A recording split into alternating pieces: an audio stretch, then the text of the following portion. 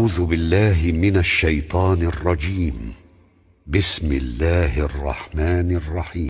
الرحمن علم القرآن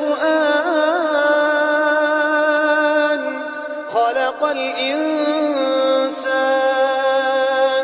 علمه البيان الشمس والقمر بحسبان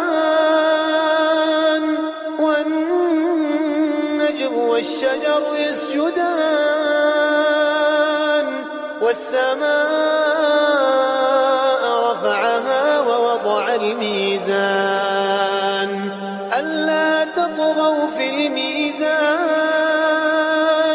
وأقيموا الوزن بالقسط ولا تخسروا الميزان والأرض وضعها للأنام فيها فاكهة والنخل ذات الأكمام والحب ذو العصف والريحان